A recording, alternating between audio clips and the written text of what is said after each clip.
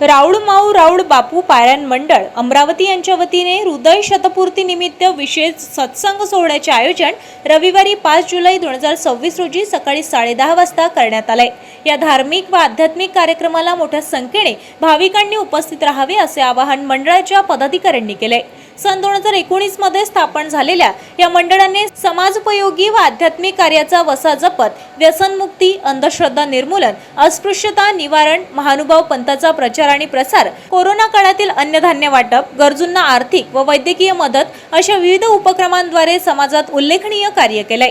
मंडळाच्या सहकार्याने 12 जुलै 2019 पासून आध्यात्मिक सूत्रपाठ पारायणाला सुरुवात झाली। सुरुवातीला केवळ 50 भाविकांच्या सहभागातून सुरू झालेला हा उपक्रम आज सुमारे 700 भाविकांपर्यंत पोहोचला असून अमरावती जिल्ह्यासह इतर जिल्ह्यांमध्येही त्याचा विस्तार झालाय। हा विशेष सत्संग सोहळा Shri Dadaraoji Mahalle, Shakuntal colony, tower line road, doctor Panjabrao Deshmukh colony मागे अमरावती येथे आयोजित करण्यात आलाय। या कार्यक्रमात सर्व धर्मप्रेमी भाविक आणि नागरिक मोठ्या संख्येने उपस्थित राहून आध्यात्मिक लाभ घ्यावा असे आवाहन मंडळाचे अध्यक्ष अनंतराव तेलखेडे आणि सचिव सतीशराव मानकर यांनी केले।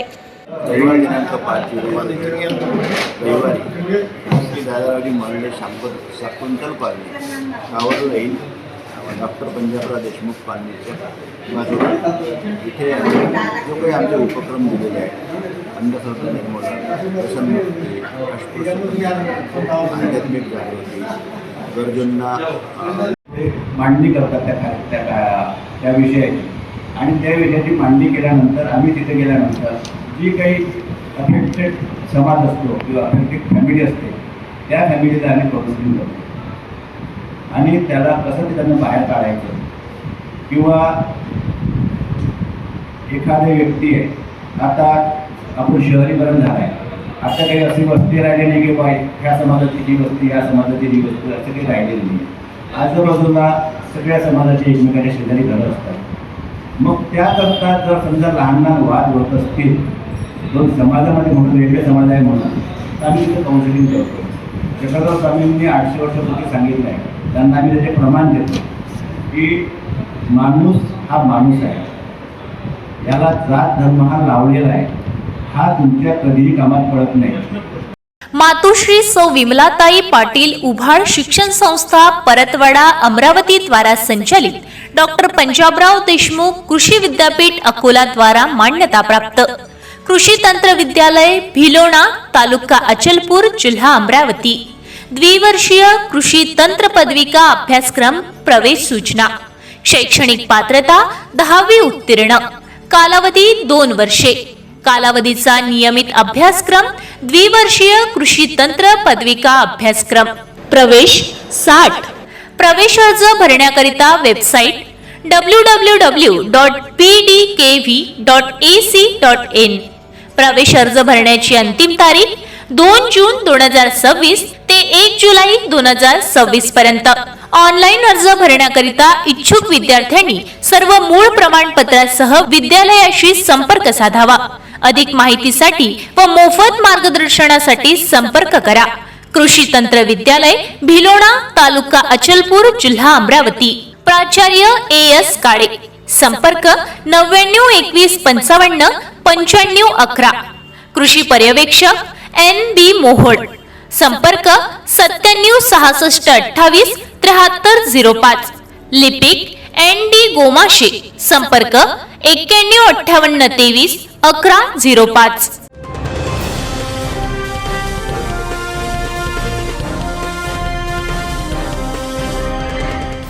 स्थानिक विभागीय संदर्भ सेवा रुग्णालय हॉस्पिटल अमरावती येथे 73वी किडनी प्रत्यारोपण शस्त्रक्रिया पूर्ण करण्यात आली आहे। सदर रुग्ण हा काही महिन्यांपासून किडनी आजाराने त्रस्त असल्याने त्यासाठी बाहेर उपचार पद्धती चालू होती व काही महिन्यांपासून डायलिसिस करत होता। तेव्हा डॉक्टरांनी रुग्णास व त्याच्या कुटुंबियास किडनी प्रत्यारोपण विषयी माहिती दिली व विभागीय संदर्भ सेवा रुग्णालय अमरावती येथे आयुष्यमान भारत प्रधानमंत्री जन आरोग्य योजनेच्या माध्यमातून होत असलेल्या यशस्वी व विनामूल्य शस्त्रक्रियासाठी रुग्ण विविध जिल्ह्यातून नव्हे तर इतर राज्यातून सुद्धा येत असताना याविषयी माहिती दिली आहे। तेव्हा आज रुग्णालयात झालेले 73वे किडनी प्रत्यारोपण हे 37 वर्षीय बंटी अरुण धर्माळे यांची शस्त्रक्रिया यशस्वीपणे पूर्ण करण्यात आली आहे।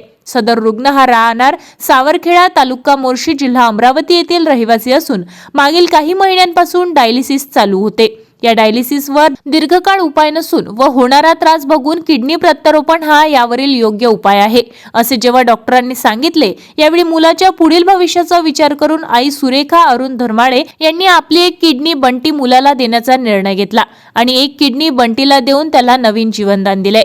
आयुष्यमान भारत प्रधानमंत्री जन आरोग्य योजनेअंतर्गत शस्त्रक्रिया विनामूल्य करण्यात आली आहे. सुपर स्पेशालिटी हॉस्पिटल अमरावती येथील वैद्यकीय अधीक्षक डॉक्टर अमोल नरोटे व विशेष कार्याधिकारी डॉक्टर मंगेश मेंढे यांच्या मार्गदर्शनाखाली nephrologist doctor Avinash Chaudhari, urosurgeon doctor Rahul Patode, doctor Vikram Deshmukh, doctor Pratik Chirde, doctor Vishal Bahekar, बदिरीकरण तज्ञ doctor Rohit Hatgaonkar, doctor Balkrishna Bagwale, doctor Deepali Deshmukh, doctor Sheetal Solanki, doctor Vikrant Kulmethe, doctor Madhav Dhorpe, doctor Jayashree Pujdekar, doctor Nahid, doctor Ramaniya, doctor Ujjwal Abhyankar, doctor Priyanka Kamble, doctor Shraddha Jadhav, समाजसेवक अधीक्षक Sheetal Bonde, Hrishikesh Dhas, doctor Sonali Chaudhari, Mahatma Jyotirao Phule Jan Arogya योजनेमधील MCOD doctor पायल रोकडे, डॉक्टर दिव्यानी मुंदाने, कल्याणी गाढवे यांच्याप्रमाणे अधिसेविका चंदा खोडके व मालती प्रधान यांच्या सूचनेनुसार इंचार्ज सिस्टर ज्योती तायडे, सरला राऊत, नीता कांडलकर, निलिमा मलवार, वैष्णवी निकम, कीर्ती तायडे,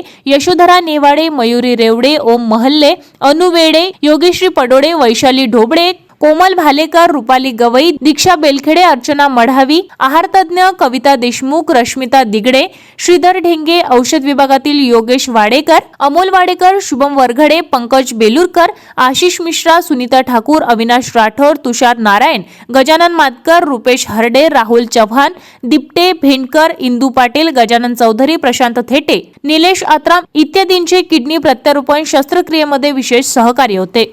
महाराष्ट्र शासनाच्या महसूल व वन विभागाच्या शासन निर्णयानुसार शासकीय जमिनीवरील पात्र निवासी अतिक्रमण नियमाकुल करून कायदेशीर हक्क देण्याची प्रक्रिया राज्यभर राबविण्यात येणार आहे. या पार्श्वभूमीवर अमरावती महानगरपालिकेत महापौर श्रीचंद तेजवाणी यांच्या अध्यक्षतेखाली महत्त्वपूर्ण परिचयात्मक व नियोजक बैठक पार पडली आहे. बैठकीला महानगरपालिका आयुक्त वर्षा लड्डा, उपमहापौर सचिन भेंडे, सभागृह नेते चेतन गावंडे, विरोधी पक्षनेते विलास इंगोले, विविध गटनेते, झोन सभापती, नगरसेवक तसेच महानगरपालिकेचे वरिष्ठ अधिकारी उपस्थित होते. बैठकीत महाराष्ट्र शासनाच्या महसूल व वन विभागाच्या दिनांक 25 मार्च 2026 रोजीच्या शासन निर्णयानुसार 1 जानेवारी 2011 पर्यंतच्या शासकीय जमिनीवरील पात्र निवासी अतिक्रमणांना नियमाकुल करून पट्टा वाटप करण्याची प्रक्रिया राबवण्यात येत असल्याची माहिती देण्यात आली. या योजनेसाठी लाभार्थ्यांकडून अर्ज स्वीकारण्यासाठी अंतिम मुदत 31 डिसेंबर 2026 पर्यंत निश्चित करण्यात आली आहे. यावेळी पट्टा वाटपासाठी आवश्यक अर्जाचा नमुना, स्वयंघोषणा पत्र, मानक कार्यपद्धती, अर्ज स्वीकारणे, पडताळणी आणि प्रस्ताव सादर करण्याची प्रक्रिया अंतिम करण्याबाबत चर्चा करून आवश्यक निर्णय घेण्यात आले. महानगरपालिकेने नागरिकांना कोणत्याही अफवा किंवा गैरसमजांवर विश्वास न ठेवण्याचे आवाहन केलंय. अर्जाचा नमुना, आवश्यक कागदपत्रांची यादी, SOP, अर्ज स्वीकारण्याची ठिकाणे व कालावधी या संदर्भातील अधिकृत माहिती लवकरच जाहीर करण्यात येणार असल्याचे प्रशासनाने स्पष्ट केले. तसेच अधिकृत सूचना प्रसिद्ध होईपर्यंत कोणत्याही व्यक्तीकडे आर्थिक व्यवहार करू नयेत किंवा घाईघाईने अर्ज सादर करू नये असे आवाहनही प्रशासनाने केले आहे. अधिकृत मार्गदर्शन सूचना प्रसिद्ध झाल्यानंतर पुढील कार्यवाही करण्यात यावी असे महानगरपालिकेने स्पष्ट केले. आपल्या शहरातील ताज्या घडामोडी व बातम्या बघण्यासाठी नंबर 1 न्यूज चॅनल अमरावतीला सबस्क्राईब करा, लाईक करा आणि शेअर करा. संपर्क करा संपादक नितीन पाटील मुळे. संपर्क क्रमांक 9921589663.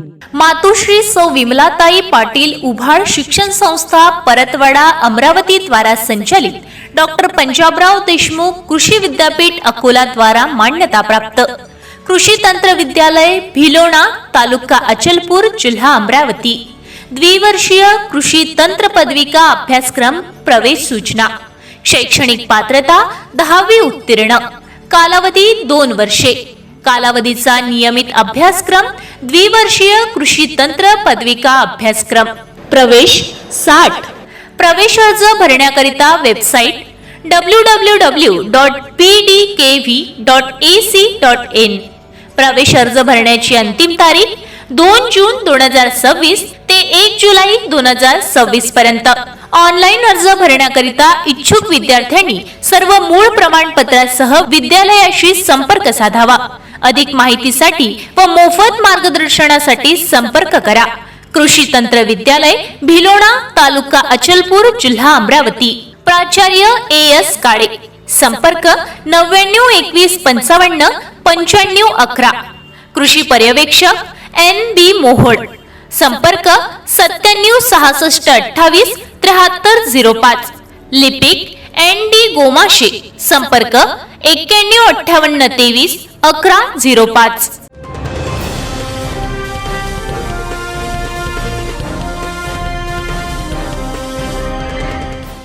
राज्यातील शेतकरी आणि सर्वसामान्य नागरिकांची अवैध सावकारांकडून होणारी आर्थिक पिळवणूक रोखण्यासाठी राज्य सरकारने मोठा आणि कठोर निर्णय घेतलाय।